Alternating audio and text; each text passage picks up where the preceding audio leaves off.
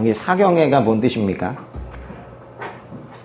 사경회가 그 성경 공부라는 뜻인데요. 사실 뭐 저희 교회의 그 설교 자체가 이미 성경 공부 같았었기 때문에 오늘 이렇게 말씀드리는 것이 이렇게 어색하거나 그러진 않을 거예요. 오늘과 이제 내일은 일단 성경을 많이 읽으려고 합니다.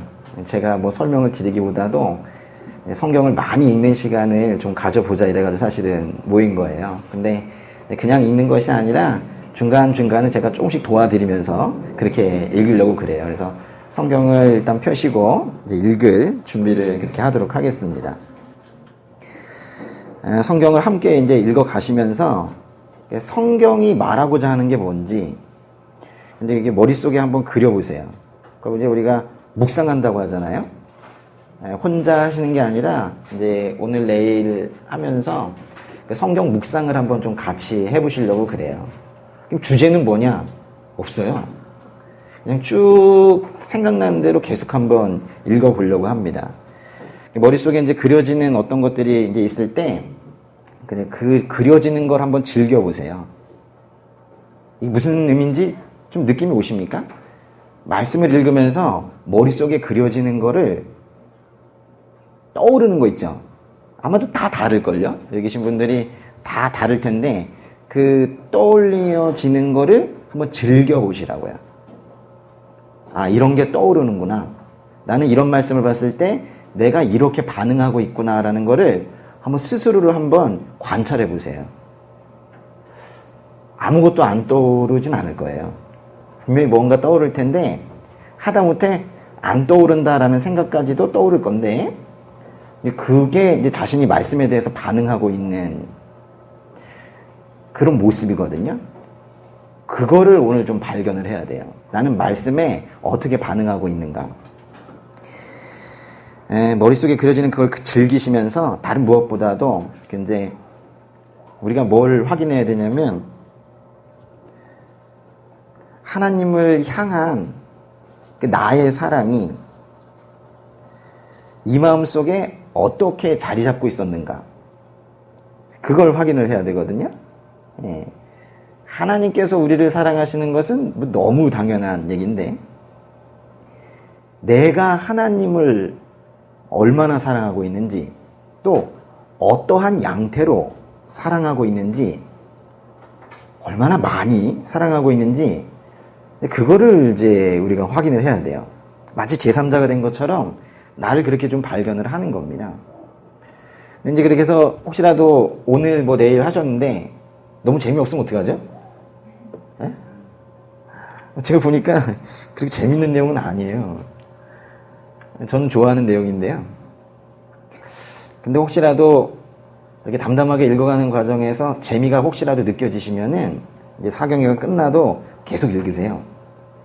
저는 성경을 좀 많이 읽으셨으면 좋겠어요. 이 시대의 비극은 하나님 말씀을 읽지 않는다는 데 있습니다. 이 시대의 비극은 하나님 말씀을 읽지 않는 데 있다고요. 읽지 않아서 몰라요. 무지하죠. 무지하다는 건 좀 멋있는 표현이고 무식하죠. 아, 참 무식해요. 근데 그 무식함이 오히려 만용이 되어가지고 어디서 또 이렇게 용기가 나왔는지 그래서 그 무지함이 오히려 만용이 되어서 진리를 왜곡하는 그런 세상에 우리가 살고 있습니다. 우리가 같은 오류에 빠져서는 안 되겠다는 건데요. 제가 이제 개인적으로 바라는 게 있다면은,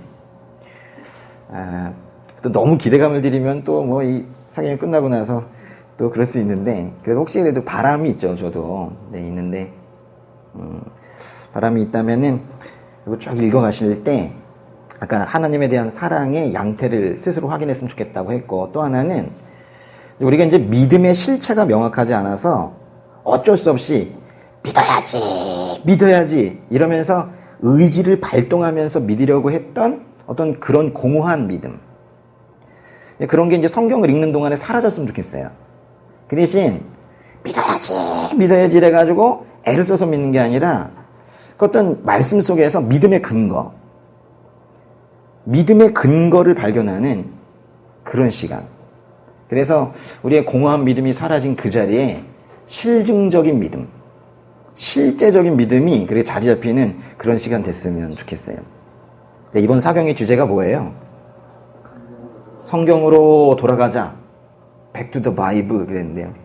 성경으로 돌아가자 라고 했지만은 뭐 실은 우리의 뭐 최종 목적지가 성경은 아니죠. 예, 성경이 드러내는 주님이 이제 우리의 목적인데요. 성경의 말씀을 통해서 이제 성경의 주인 되시는 주님이 진정 나의 주님이 되는, 그게 이제 이 자리에 의미가 있는 거죠. 일단 모여주셔서 감사합니다. 저도 불러주셔서 감사하고요. 제가 한번 생각해 봤어요. 제가 여기 강사가 아니면 왔을까? 왔을 거예요. 왔을 건데. 그냥 감사하더라고요. 무조건 오게 되는 이 자리가 전 너무 감사했어요. 아마 바빠서 못 온다 이랬을지도 모르잖아요. 근데 아침에 아내가 좀 꼭 가야 된다고 그러더라고요. 이 자리 마련해 주신 주님께 감사드립니다. 감사의 박수 드릴까요? 많이 드셨어요? 예? 그런 것 같아서요. 먹는 얘기부터 좀 한번 해보려고요. 저는 그 경무에 시달린 날, 아주 힘든 날, 그런 날은 그렇게 삼겹살이 먹고 싶어요. 특별히 이제 하루에 8시간 강의한 날, 어제도 8시간 강의했거든요. 강의가 끝나자마자 삼겹살과 마늘이 생각이 나요. 삼겹살만은 아니에요. 마늘. 사람이 되고 싶은가 봐요. 그래서 저는 다른 사람들도 그런 중요한 순간에는 꼭 삼겹살을 먹고 싶어 하는 걸로 착각해요. 그래서 야, 이건 정말 저 사람과 나와의 아주 중요한 순간이다. 이건 매우 중요한 약속이다 싶으면 꼭 삼겹살을 사줘요.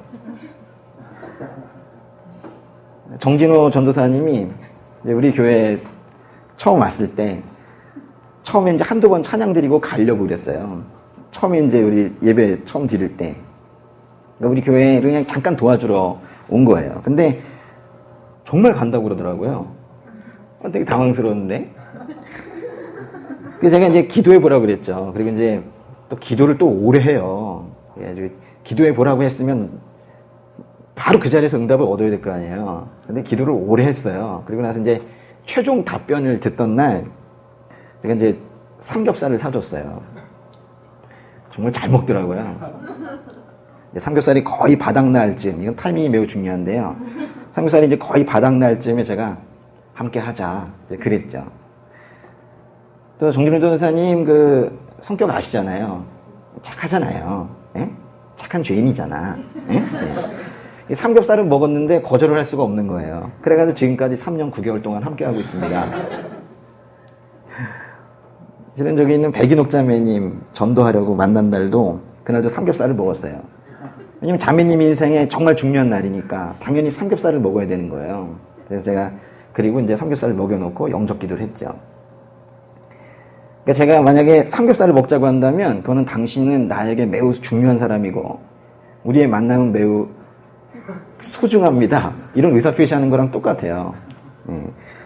우리가 이제 신앙생활을 하고 영적 활동을 한다고는 하지만은 사실 이 먹는 게 상당히 중요하거든요. 그걸 좀 우리가 너무 등한시하는 것 같아요. 좋은 거 잘 먹어야 되는데 사실 뭐 잘 먹지 못해가지고 육신이 지탱하지 못한다면 뭘 하겠어요. 그렇지 않습니까? 예. 먹는 건 참 중요합니다. 오늘도 많이 드시고 간식 많습니까? 간식 계속 꾸준히 공급하세요. 제가 보니까 먹는 거에서 회복이 시작이 돼요. 그 다음에 말씀입니다. 제가 회복사역학과 가보니까 계속 먹이더라고요. 예, 간식이 밥이 나오더라고요. 간식이 밥이 나오고. 확 회복이 되더라고요. 네, 먹지 않으면 죽어요. 아세요? 네, 먹지 않으면 죽습니다. 근데 죽으면 또 먹지를 못해요. 놀랍죠? 먹지 않으면 죽는데 죽으면 또 먹지를 못해요.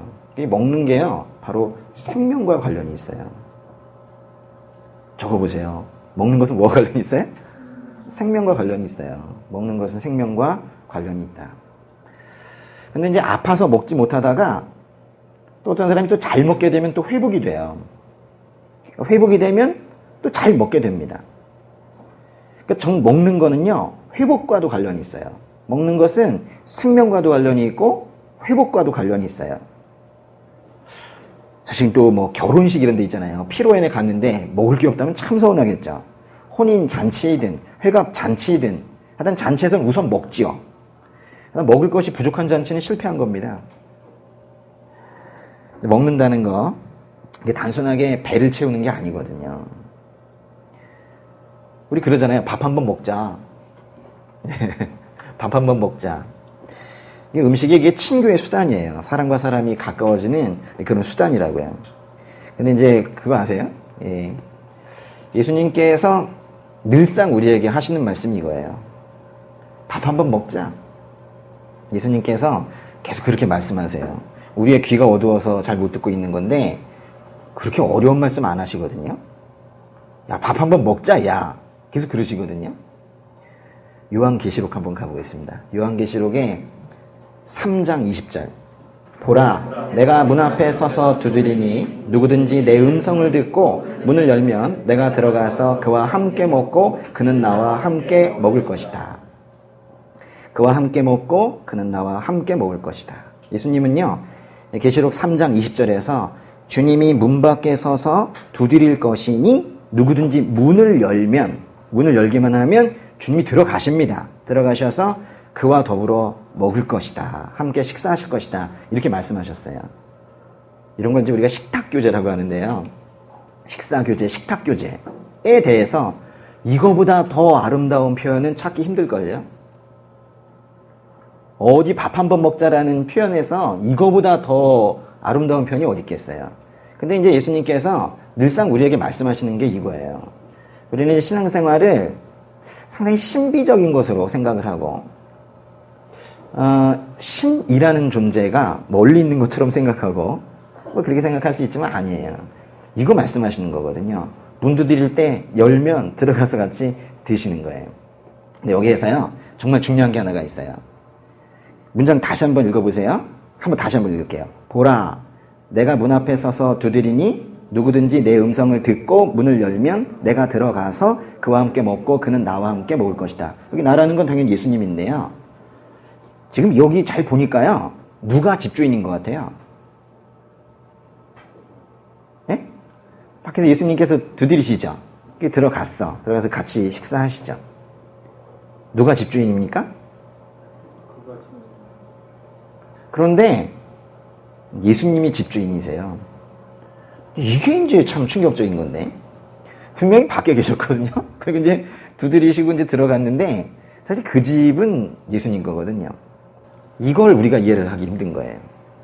밖에서 들어오셨는데 들어오신 그 곳이 원래 예수님 거였다는 거. 근데 그걸 우리가 예수님과 식사를 하면서 알게 되는 거예요.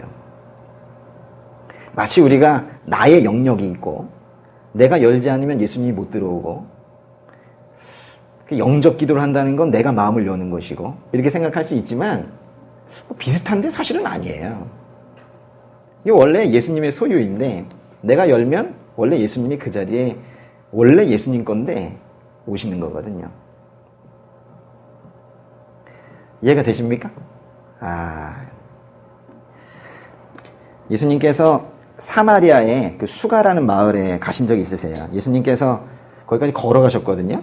상당히 피곤하셨어요. 성경에도 사마리아까지 가실 때 피곤하셨다 그랬어요. 많이 피곤하셨을 거예요. 다리 아프죠.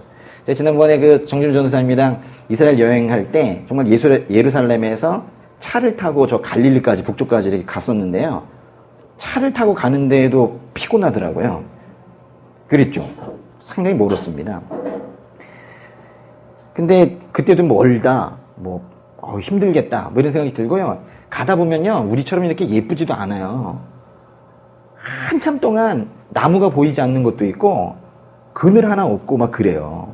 어떻게, 좀 요새 한국 보면서 우리나라는 정말 은혜 받은 나라구나 생각해요. 우린 정말 하나도 한 게 없는데, 어찌하다 보니 이렇게 엄청난 은혜를 받고 살고 있는 거예요. 나중에 이제 예수님께서 걸어가셨어요. 그래가지고는 그 사마리아의 수가라는 마을에 도착을 하셨을 때 너무 힘드셔가지고 거기 우물이 하나가 있었는데 그 우물 옆에 앉으셨어요. 그때가 낮 12시쯤 되었습니다. 근데 거기 한 여인이 물을 기르러 나왔어요. 근데 성경에서는 그 여인을 뭐라고 하냐면 그냥 여인 이래도 되는데 굳이 뭐라고 그래요? 사마리아 여인이라고 표현을 해요. 그 출신이 뭐가 그렇게 필요하겠어요. 근데 사실 그 사마리아 지역, 말하자면 이 밑에 예루살렘이 있고요. 저 위엔 갈릴리가 있을 때 그 사이가 가운데가 바로 사마리아거든요. 그 사마리아 지역은 사실 예전에 그 이스라엘이 둘로 갈라졌을 때 남유다 북이스라엘로 갈라졌을 때 그 지역도 다 유대인이 살고 있던 북이스라엘 지역이었었어요. 근데 그 이후에 외세의 침입을 받고 하면서 외세의 어떤 반유대적인 문화도 잔뜩 들어오고 또 다른 이방 민족과의 결혼 등으로 인해서 피가 많이 섞였다고 해가지고는 예수님 당시에 유대인들은 사마리아 사람들을 이런 표현 좀 그런데 사람같이 생각하지도 않았어요. 이제 그런 곳입니다. 그래서 그런 취급을 받고 있었던 그런 마을의 여인이다 이래가지고 사마리아 여인 이렇게 표현을 한 건데요. 예수님께서 그 사마리아 여인을 처음 만났을 때 뭐라고 그러셨어요? 뭐라고 말을 걸으셨나요? 한번 찾아볼까요? 요한복음의 4장 7절. 한 사마리아 여인이 물을 기르러 나왔습니다. 예수께서 여인에게 말을 거셨습니다. 내게 물 좀 떠주겠느냐? 내게 물 좀 떠주겠느냐? 이렇게 말씀하셨네요. 개역개정 버전에서는 좀 더 짧게 물을 좀 달라. 네. 물을 좀 달라. 네. 예수님께서는 이 여인에게 예수님께서 주시는 물을 마시는 사람은 영원히 목마르지 않을 것이며 예수님께서 주시는 물은 그 사람 안에서 계속 솟아올라 영생에 이르게 하는 샘물이 될 것이라고 말씀을 해주셨어요. 그리고 나서 예수님께서 이 여인에게 예수님의 정체를 밝히는데요. 예수님이 누구신가요? 이런 말 알아요? 여기 보세요. 메시아. 네, 메시아. 예수님께서 메시아라는 그 사실을 잘 들어보세요. 예수님께서 그 여인에게 자신이 메시아, 즉 구원자라는 뜻인데요. 구원자, 메시아라는 사실을 직접적으로 말했나요? 아니면 비유적으로 말했나요? 직접적, 비유적. 요한복음의 4장 25절, 26절 보세요. 25절, 26절. 여인이 예수께 말했습니다. 저도 그리스도라고 하는 메시아가 오실 것을 압니다. 메시아가 오시면 우리에게 모든 것을 알려주실 것입니다. 그러자 예수께서 여인에게 말씀하셨습니다. 지금 내게 말하고 있는 내가 바로 그 메시아다. 직접적으로 말씀하셨어요? 비유적으로 말씀하셨어요? 근데 왜 비유적이라고 그랬어요? 안 읽었었다. 직접적으로 말씀하셨어요. 그런데요, 이건 정말 특이한 거예요. 예수님께서는요, 대체적으로 자신을 메시아라고 직접적으로 말씀하지 않으세요. 이건 아주 이례적인 일이에요. 만약에 그 당시에 이제 로마 제국의 압제하에 있었던, 쉽게 말하면 어떤 식민지처럼 되어 있었던 그런 시기인데, 그때 예수님께서 나는 메시아다. 근데 만약에 사람들이 이걸 믿었다. 그렇다면 사람들은요, 이 메시아다. 라는 그 선포를 정치적 해방자다. 로마 제국의 압제에서 그 식민 통치에서 우리를 구해줄 그런 인물이다. 아마도 이제 그렇게 생각을 하고 그렇다면 당신이 앞서서 로마에 대항해서 우리 민족을 위해 싸워주십시오. 아마도 분명히 그렇게 말했을 거예요. 그래서 분명히 그럴 걸 예상을 하시고 예수님께서 유대인들에게는 직접적으로 내가 메시아다. 이렇게 말씀 안 하셨어요. 그런데 이제 여기는 예루살렘에서 상당히 떨어진 사마리아라는 곳입니다. 그래서 여기에서는 예수님께서 자신의 정체를 직접적으로 드러내신 거예요. 이렇게 이제 예수님에 대한 편견이 없는 것, 예수님을 그대로 받아들일 수 있는 것, 예수님에 대한 편견이 없이 예수님을 그대로 받아들일 수 있는 그런 사람에게는 예수님께서 비유적으로 말씀하지 않으세요. 매우 직접적이고 매우 쉬운 음성으로 가장 일상적인 용어로 그렇게 내가 너의 구원자다. 내가 너를 구하러 왔다. 이렇게 말씀하시거든요. 그래서 신앙생활이 마음을 열고 순종하며 그렇게 자기 생각으로 말씀을 번복하지 않는다면 신앙생활이 어렵지 않습니다. 그러니까 이렇게 이제 예수님과 여인이 대화를 하고 있을 때요. 제자들이 돌아왔어요. 제자들이 왜 갔었냐면은 점심거리 사러 갔었거든요. 12시였다고 그랬잖아요. 제자들이 이제 오는데 요즘식으로 따지면 마트 갔다 온 거예요. 그래가지고 이제 비닐봉투를 이렇게 해가지고 잔뜩 들고 이렇게 이제 들고 오고 있는 거죠. 그러면서 이 제자들도 사실 힘들었어요. 거기까지 걸어갔는 데다가 또 그 땡볕에 또 멀리 가가지고 또 가서 먹을 것도 사가지고 오는데 또 이게 얼마나 무거웠겠어요. 또 음료수도 있겠고 뭐 이랬겠죠. 그래서 이걸 이제 들고 오면서 무슨 생각했겠어요? 먹는 생각했겠지 뭐. 그죠? 이제 그거를 이제 먹는 것에만 이제 생각이 다 뺏기는 거예요. 그래가지고 사실 우물 옆에서 예수님께서 사마리아 여인과 얘기하고 있으면 지금 뭐 하시는 거야? 뭐 이렇게 말할 법도 한데 전혀 그건 신경도 안 쓰이는 거예요. 도저히 이 먹는 거 있죠? 여기에만 신경이 쓰이는 거예요. 여인은 결국 그 제자들이 왔을 때 그 물 항아리도 거기다가 내팽개 쳐놓고는 그냥 뛰어갔어요. 마을로. 메시아를 만났으니까. 그래가지고 메시아 만났다고 마을로 갔을 때, 그리고 가가지고 자신이 그리스도를 만났다고, 메시아를 만났다고 이렇게 외치고 있을 때, 이 제자들은 그저 먹는 거 생각하고 있는 거예요. 야, 이거 언제 먹을까? 자존감이 바닥에 나 있었던 그 어떤 한 여인은 방금 전에 그리스도를 만나서, 이 구원자를 만나서 사람들에게 달려가서 그 소식을 전하고 있는데 예수님의 제자들은 오직 손에 들고 있는 먹을 거에 관심이 있는 거예요. 식으면 안 되는데, 식으면 안 되는데, 이거. 식기 전에 먹어야 되는데, 음식은 식감인데, 이러면서. 제자들이 예수님께 뭐라 그랬냐면, 뭐라 그랬을까요? 상식적인 수준에서. 빨리 먹자고 그랬겠죠. 요한복음의 그 4장 31절 보세요. 보세요. 한편 제자들은 예수께 청했습니다. 뭐라 그랬어요? 랍비여, 뭘 좀 드십시오. 이 어투가 어떤 것 같아요? 뭘 좀 드십시오. 지금 상황이 어떤 거냐면 잔뜩 이렇게 들고 와가지고는 배고파 죽겠는데 예수님께서 엉뚱한 여자랑 지금 얘기하고 있다가 그는 좀 떠나고 예수님께서는 또 계시는데 거기 가가지고는 빨리 먹자고 하는 거예요, 사실. 예수님이 먼저 드셔야 될 거 아니에요. 이 제자들이 예의가 있습니다. 그래가지고 먼저 한술 뜨셔야지 또 제자들이 먹잖아요. 그래서 먼저 좀 드세요. 그래 저희도 먹을 수 있으니까. 분명히 지금 그러고 있는 것 같아요. 32절도 읽어볼게요. 그러나 예수께서는 그들에게 말씀하셨습니다. 내게는 너희가 알지 못하는 양식이 있다. 이거 진짜 어려운 말이네요. 내게는 너희가 알지 못하는 양식이 있다. 지금 제자들은요, 지금 어려운 말 한 게 아니라 배고파 죽겠어요. 빨리 먹어요. 이랬는데 내게는 너희가 알지 못하는 양식이 있다. 제자들의 마음이 어땠을까요? 또 그러신다. 또 알아듣기 어려운 말씀하신다. 배고파 죽겠는데 이랬겠죠. 33절 보세요.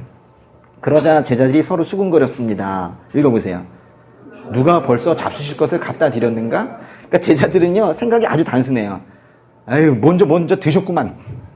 응? 저런 이상한 또 말씀하시는 거 보니까 저 누가 먼저 먹을 거 갖다 줬어. 이거예요. 배가 부르시구나. 이렇게 생각한 거예요. 34절 읽어보세요. 예수께서 말씀하셨습니다. 내 양식은 나를 보내신 분의 뜻을 행하고 그분의 일을 완성하는 것이다. 더 어려운 말씀하세요. 내 양식은 니네가 들고 있는 그거다 이렇게 말씀하지 않으시고 내 양식은 나를 보내신 분의 뜻을 행하고 그분의 일을 완성하는 것이다 그랬어요. 32절도 34절도 이게 그냥 이렇게 쉽게 해석되는 말씀이 아닌 것 같아요. 32절과 34절 다시 한번 보세요. 예수님께서는 제자들이 알지 못하는 양식을 가지고 계신데 그 양식이라는 게 뭐래요? 예수님을 보내신 분의 뜻을 행하고 그분의 일을 완성하는 것이라고 하세요. 지금 예수님도요, 몹시 지금 피곤한 상태고 배도 분명히 고프셨을 거예요. 근데 지금 그래 빨리 먹자 이렇게 하지 않으시고 지금 이 말씀을 하고 계시는 거예요. 지금 상황을 한번 생각해 보세요. 제자들이 지금 땡볕이 내리쬐는데 멀리 가서 먹을 거 사가지고 오면서 제자들도 많이 지쳐있는 상태고 사실 예수님도 지쳐있고 배도 고프시고 뭐 이런 상태예요. 근데 이렇게 지치고 배고프고 할 때 말하자면 가장 그 육신의 양식, 쉽게 말하면 먹을 거, 이것이 가장 절실한 이때에 먹자 이러지 않으시고 가장 절실한 이때를 오히려 육신의 양식보다 더 중요한 양식이 세상에 있다는 걸 가르쳐 주시는 그런 타이밍으로, 그런 시간으로 생각을 하신 거예요. 예수님의 가르침의 타이밍은 완벽합니다. 예수님께서는 육신의 양식보다 예수님께 주어진 사명, 예수님께서 이 땅에 오신 이유, 그것을 성취하는 게 더 중요하다고 지금 말씀하시는 거예요. 그것을 양식에 비유해서 지금 말씀하신 거예요. 근데 지금보다 이 가르침을 주기에 더 좋은 타이밍이 없는 거예요. 왜냐하면 양식을 너무나도 지금 간절히 원하고 있는 이때이기 때문에 이게 지금 가장 좋은 타이밍인 거거든요. 34절 다시 한번 읽어보시는데, 거기 34절에 예수님께서 말씀하신 그 따옴표 안에 것만 읽어보시는데요. 이거를 또박또박 3번을 읽도록 하겠습니다. 시작. 내 양식은 나를 보내신 분의 뜻을 행하고 그분의 일을 완성하는 것이다. 내 양식은 나를 보내신 분의 뜻을 행하고 그분의 일을 완성하는 것이다. 한 번 더. 내 양식은 나를 보내신 분의 뜻을 행하고 그분의 일을 완성하는 것이다. 이렇게 읽어보셨습니까? 어떤 것을 힘을 주어서 이 말씀을 이렇게 3번 또는 5번, 10번 이렇게 읽어보셨어요? 이 말씀은요, 이렇게 계속 읽다 보면 여러분이 깨닫게 돼요. 제가 설명드리지 않아도 이게 무슨 말씀인지 알게 된다고. 내 양식은 나를 보내신 분의 뜻을 행하고 그분의 일을 완성하는 것이다. 무슨 뜻 같아요? 예수님께서 하신 말씀이니까 거기에 나를 보내신 분이 누구겠어요? 하나님이시겠죠, 그렇죠? 근데 나를 보내신 분이라는 건 분명히 하나님이신데 여기서는 이런 뜻이에요. 나를 보내신 분이라는 건 보세요. 누가 보내요. 크신 분이 보내실 수 있어요. 나보다 작은 자가 나를 보낼 수 없어요. 그러니까 여기 지금 나를 보내신 분은 그거 한번 써보세요. 나를 보내신 분이라는 건 뭐냐면 나보다 더 크신 분이에요. 나보다 더 크신 분. 그러니까 이제 예수님께서 이렇게 말씀하시는 거예요. 나를 보내신 나보다 더 크신 분, 나를 보내주신 나보다 더 크신 분의 뜻을 행하고 나보다 더 크신 분의 일을 완성하는 게 내 양식이다. 이렇게 말씀하신 거예요. 우리가 생각하는 양식의 개념과 예수님께서 생각하는 양식의 개념이 좀 다른 것 같아요. 그러니까 나를 먹이고 살리는 것은 육신의 양식이 아니라 나보다 더 크신 분의 뜻에 따라 그분의 일을 하는 것이다. 얼마나 놀라운 얘기예요. 이런 식으로 우리가 양식을 생각해 봤나요? 저는 이 말씀 읽으면서 너무 깜짝 놀란 거예요. 야, 이게 내가 생각하는 양식과 예수님의 가르침에 나오는 양식은 너무 다른 거구나. 이게 또 약간 다른 말로 하면 이런 뜻이에요. 여러분, 허하시죠? 사는 거 팍팍 하시잖아요. 아닙니까? 충만하시구나. 영적으로 충만해도 뭐 사는 건 사실 뭐 고단할 수 있습니다. 그죠? 고단하잖아요. 그죠? 예, 다 아는데 뭐 그래요. 예. 저는 아니에요. 네. 억울하시죠? 근데 이제 삶이 허하고, 이제 마음이 허하고 막 이럴 때요. 그래서 이렇게 뭔가 이렇게 여기 구멍이 뚫려 있는 것 같고, 바람이 술술 새나가는 것 같고, 어떤 때는 너무 찬바람이 있는 것 같아서 약간 시리는 느낌도 들고, 뭐 이럴 때가 있어요. 있는데, 이제 거기를 이제 채워 나가야 되는데, 이게 이제 채우기 위해서 우리가 밥을 먹잖아요. 그렇죠? 엄청 먹잖아요, 또. 먹고 또 먹고 먹는데, 그런데 그 공허함은 사라지질 않아요. 이게 육신의 양식으로 되는 게 아니거든요. 그러니까 이제 여기 지금 뭘 가르쳐 주고 계시는 거냐면, 우리가 체험을 받으려면은, 여기 이제 이 허한 다음에 체험을 받으려면 어떻게 해야 된다는 거예요? 나의 뜻보다 더 큰 뜻을 추구해야 된다는 거예요. 적어보세요. 체험을 받는 방법이 뭐래요? 나의 뜻보다 더 큰 뜻을 채워야 한다는 거예요. 내가 만든 내 뜻이 있어요. 그거 수준이 별론데 그거보다 더 큰 뜻을 추구할 때 그게 이제 자신을 채우는 방법이라는 거예요. 그게 우리의 양식이라는 거예요. 이 진리를 깨닫지 못하면 평생 공허하게 살아가는 거예요. 당연히 거기서 큰 뜻이란 내가 만든 뜻이 아닙니다. 하늘로부터 온 그 큰 뜻이에요. 이렇게 이제 더 크신 분의 뜻을 추구하면서 그렇게 이제 체험을 받은 인생은요, 하늘의 뜻을 받아가지고 나의 뜻보다 더 크신 분의 뜻을 따라서 그렇게 이제 여기를 채워가면서 이렇게 사는 사람은요, 내 생각이 아니라 그 하나님의 뜻이 내 인생의 초점이 되는 거예요. 결국 이제 뭐 육체의 입맛, 육신의 정욕 이런 거 따르지 않는 거예요. 그 다음 말씀을 계속 보다 보면 어떤 의미인지 좀 더 명확해질 것 같아요. 예수님의 말씀이 계속 이어지는데요. 오늘 양식 얘기를 계속 해드리려고요. 요한복음의 4장 35절 곧 한번 더 읽어보세요. 너희는 넉 달이 더 지나야 추수할 때가 된다고 말하지 않느냐? 그러나 나는 너희에게 말한다. 눈을 들어 들판을 보라. 이미 곡식이 익어 추수할 때가 됐다. 지금 동시에 두 가지 사건이 일어나고 있는 건데요. 하나는 공허했던, 세상에서 어쩌면 가장 공허한 그런 마음을 가지고 있었던 사마리아 여인은 채움을 받고 돌아갔고, 지금 그 진리를 아직까지 깨닫지 못한 것만 같은 제자들은 그냥 공허한 마음으로 아직까지 있는 것 같은데요. 예수님께서 지금 제자들에게 뭐라고 말씀하시냐면 눈을 들어 들판을 보라고 하십니다. 그러면서 이제 4개월이 지나야 추수할 계절이 온다고 하지만 영적인 추수는 이미 이루어지고 있다라고 지금 말씀하시는 건데요.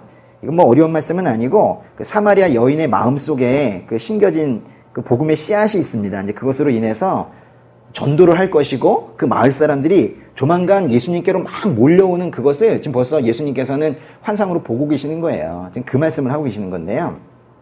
실제로 이제 그 사마리아 여인의 전도로 인해서 그 마을에 사는 많은 사람들이 예수님을 믿게 됐습니다.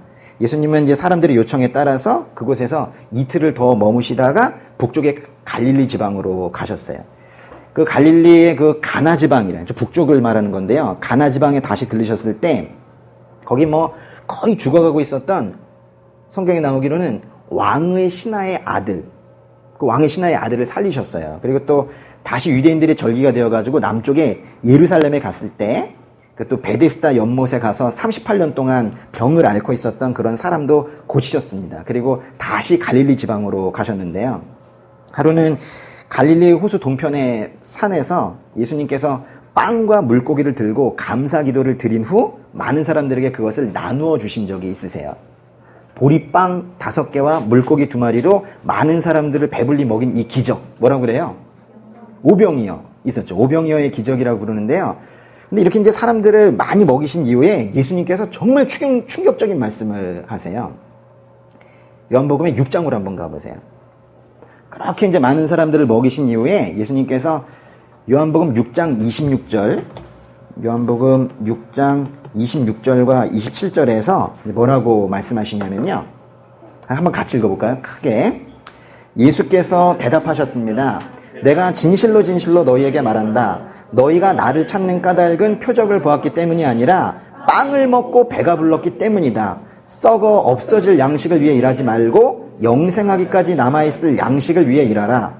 인자가 너희에게 이 양식을 줄 것이다. 아버지 하나님께서 인자를 인정하셨기 때문이다. 예수님께서 이 말씀하셨을 때 예수님의 말씀의 진의, 본뜻을 깨달은 사람이 있었다면, 일단 여러분 이게 무슨 뜻인지 이해하셨습니까? 26절과 27절의 이 말씀, 이게 무슨 의미인지 이해하셨어요? 너희가 나를 찾는 까닭은 표적을 보았기 때문이 아니라 빵을 먹고 배가 불렀기 때문이다. 무슨 뜻인 것 같아요? 맞아요. 여러분이 생각하는 그건데, 만약에 이 말씀의 뜻을 제대로 이해했다면 사실은 고개를 들 수 없죠. 그 부끄러움으로 인해서 그 고개를 들 수 없는 거예요. 너희가 나를 찾는 까닭은 표적을 보았기 때문이 아니라 겨우 빵 먹고 배가 불렀기 때문 아니냐? 지금 이렇게 말씀하시는 거예요. 이 말씀은 사람들이 예수님을 찾는 이유가, 교회를 나오는 이유가, 기도를 하는 이유가 겨우 육신적이거나 또는 물질적인 유익을 위해서라는 거예요. 예수님께서 지금 그거를 꼬집고 계시는 거예요. 사람들은 예수님께서 보여주시는 그 표적을 통해서, 이 표적이 뭡니까? 기적과 표적은 뭐가 달라요? 표적, 기적. 뭐 일상적이지 않은 일들이 일어났을 때 이제 기적이라고 하는데요. 뭔가 표시를 하는 기적. 이 바로 이제 표적이에요. 그러니까 뭔가 보여주시려고 하는 그런 일들인데요. 그 표적을 이렇게 보여줬을 때 사람들은 뭘 봐야 되겠어요? 예수님께서 빵을 막 나눠주시니까 와 빵이다! 이게 아니라 예수님께서 그 빵을 나눠주실 때 뭘 봤어야 되겠어요? 그 나눠주시는 그분의 정체성, 그분이 누구신가를 봐야 되는 거잖아요. 근데 그분이 그렇게 막 나눠주실 수 있는 것은 그분의 신성, 그분이 구원자시라는 거, 그런 정체성을 봤어야 되는데 사람들이 뭐 수준이 안 되는 거예요. 그래서 사람들은 예수님으로 인해서 또 예수님 때문은 예수님 덕분이 아니라는 말은 안 하는데 예수님으로 인해서 자신이 배가 불렀는지 안 불렀는지에만 관심을 가지고 있는 거예요. 27절에서요. 예수님께서 썩어 없어질 양식을 위해 일하지 말고 영생하기까지 남아있을 양식을 위해 일하라 이렇게 말씀하셨는데요. 여기서 참 쉽지 않은 편이네요. 그죠? 잘 보세요. 영생하기까지 남아있을 양식이 뭐예요? 영생하기까지 남아있을 양식.